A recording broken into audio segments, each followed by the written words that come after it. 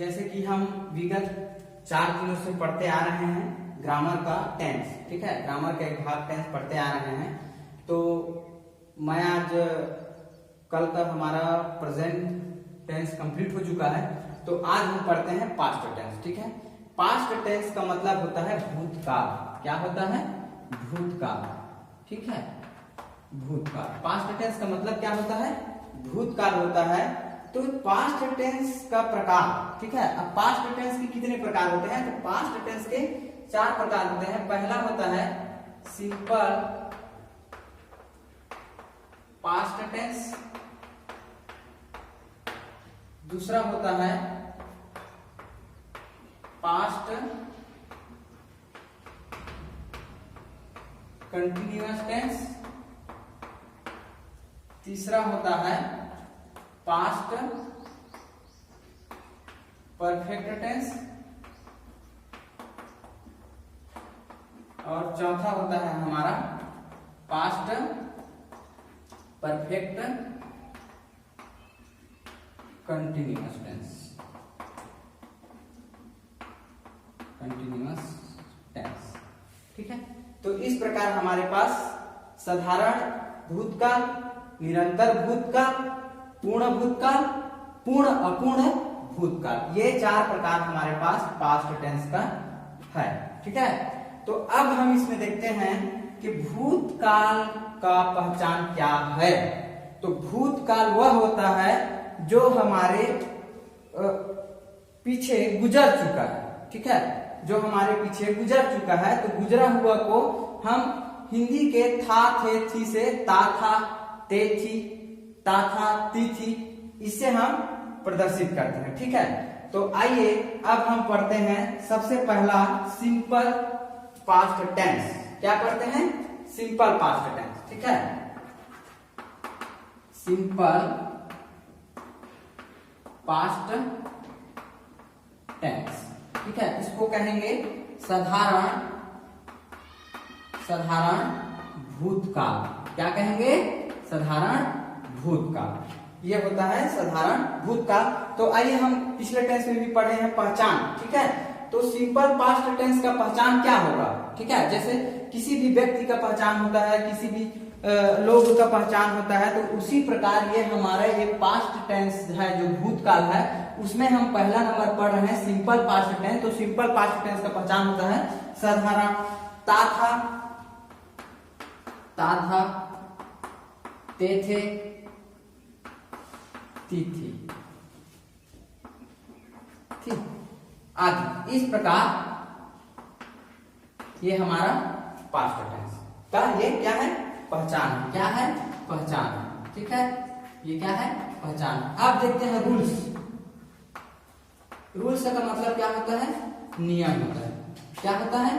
Rules का मतलब नियम होता है। तो सबसे पहले हम यहां पर लगाते हैं सब्जेक्ट, ठीक है। सब्जेक्ट प्लस वर्ब का second form plus object plus subject verb का second form plus object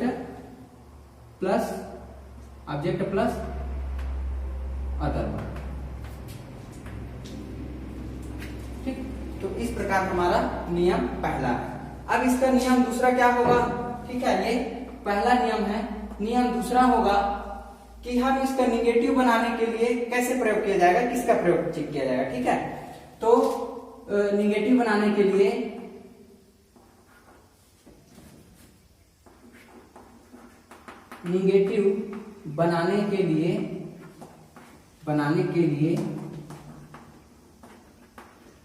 did not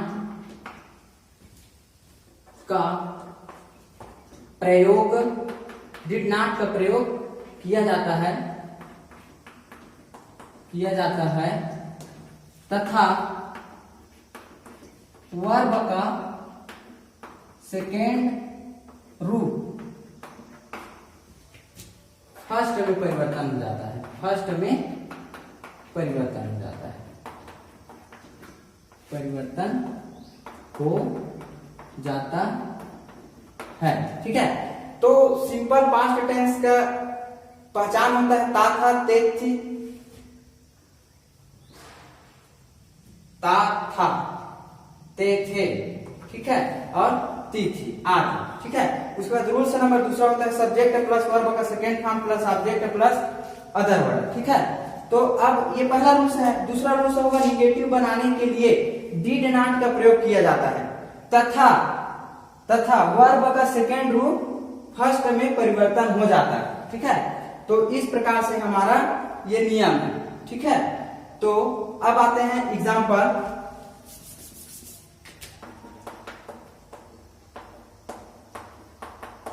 पहला एग्जाम्पल है ही wrote a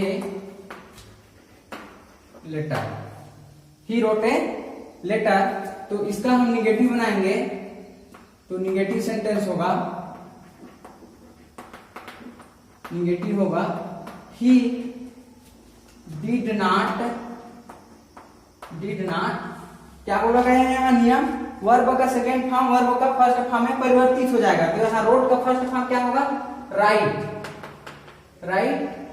अ लेटर, ठीक। तो अगर अब इसको हम देखते हैं कि भाई डिड है यहाँ पे, तो यहाँ पे रोड को राइट क्यों किया गया, ठीक है।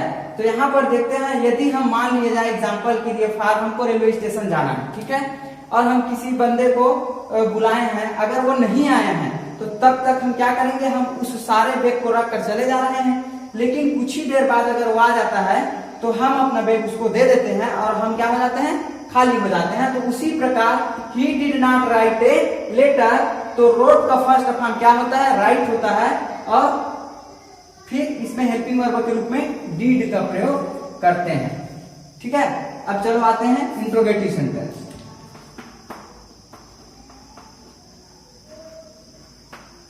इंट्रोगेटिव, ठीक है, प्रश्नवाचक। तो हेल्पिंग वर्ब के बाद ही सब्जेक्ट और सब्जेक्ट के बाद हेल्पिंग वर्ब, ठीक है।